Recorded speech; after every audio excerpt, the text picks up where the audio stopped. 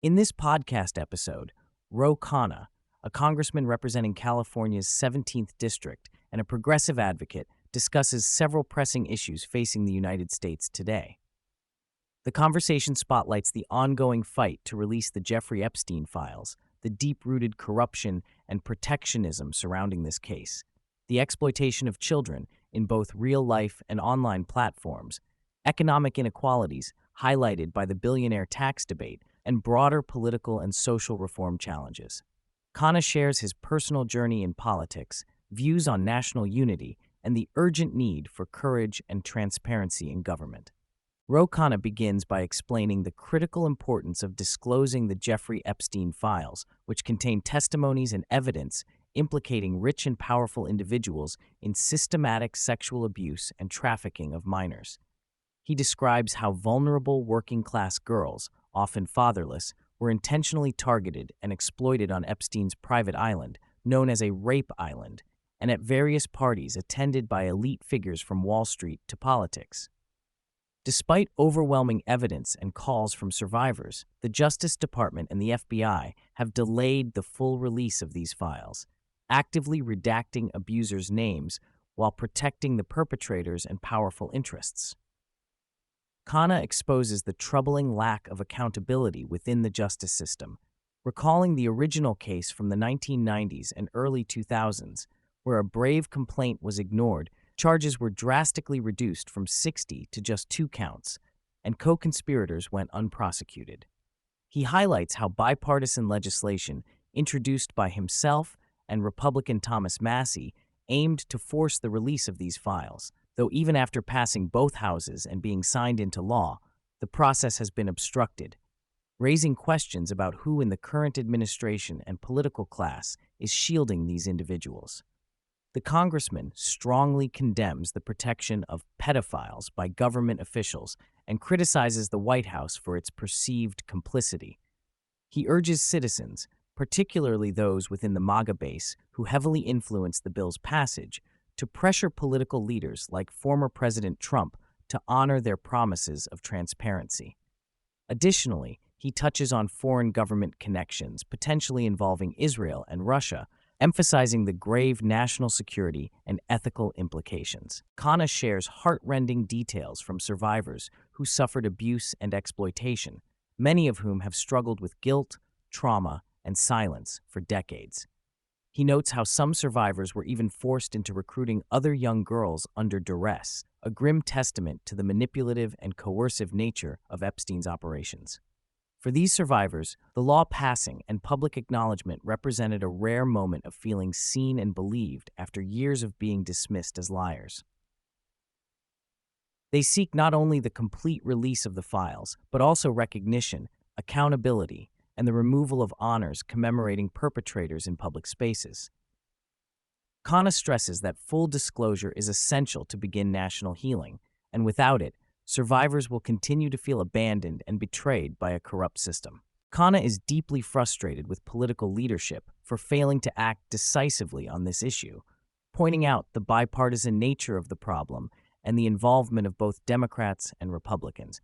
He recounts efforts from figures like Marjorie Taylor Greene and Lauren Boebert, who face political backlash and threats for supporting the push to release the Epstein files.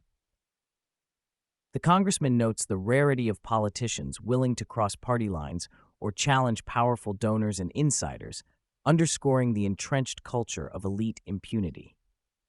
While acknowledging current challenges in enforcement, he vows to continue fighting through legislative tools like inherent contempt measures and calls for judicial oversight to ensure compliance. Despite knowing the uphill battle, Khanna remains hopeful that public pressure and political courage will ultimately prevail. The conversation shifts to digital threats against children, particularly highlighting online platforms like Roblox. Khanna discusses the brave efforts of a whistleblower named Schleip, who exposed predators exploiting the gaming community, and how the company responded by banning rather than protecting victims. The disturbing accounts include young children forced into self-harm and even suicide. Khanna criticizes technology companies for failing to implement adequate safeguards and monitoring, calling for stronger safety standards and transparency. He emphasizes parents' need to remain vigilant about where their children spend time online, cautioning that these dangers are pervasive and can affect any family.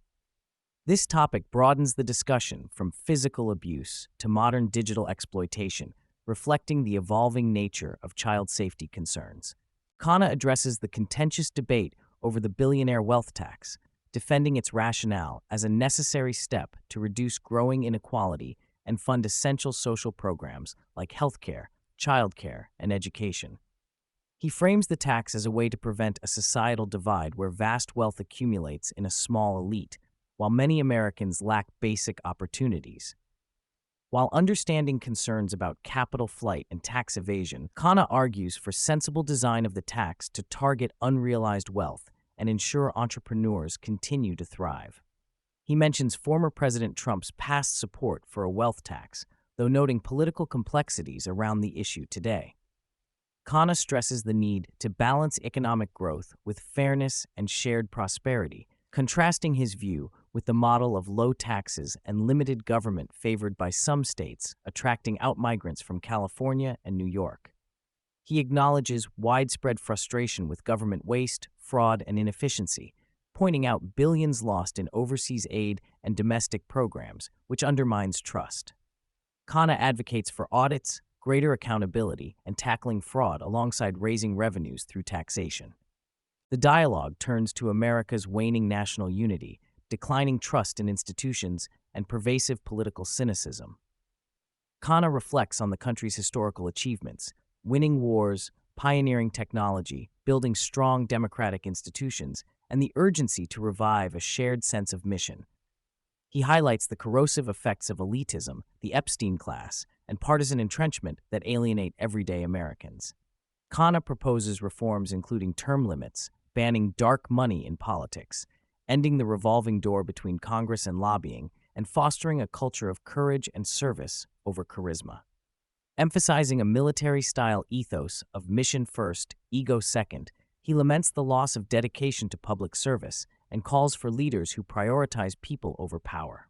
He expresses concern that political apathy and despair may lead some to disengage from voting or civic engagement, but encourages renewed hope by remembering the sacrifices of past generations who fought for freedom and justice. Khanna shares his own experience as a son of immigrants who overcame early setbacks, including 2 unsuccessful election bids, before finally winning a congressional seat in a challenging political environment dominated by entrenched machines and wealthy interests. He credits persistence, belief in public service, and a commitment to represent working families as keys to his success. He speaks candidly about how fundraising and political networks often limit opportunities for newcomers and ordinary citizens, making Congress dominated by wealthy or connected candidates. Khanna underscores the importance of diverse voices from local communities who care deeply and emphasizes his motivation to change the system from within. Representing Silicon Valley, Khanna discusses the region's concentration of technological innovation and talent, especially in areas like artificial intelligence. He acknowledges challenges such as housing shortages and cost of living, but argues that investments in education, healthcare, and infrastructure foster a competitive environment. He pushes back on the narrative that low-tax, low-service states are inherently more successful, favoring instead a vision of shared prosperity fueled by public investment.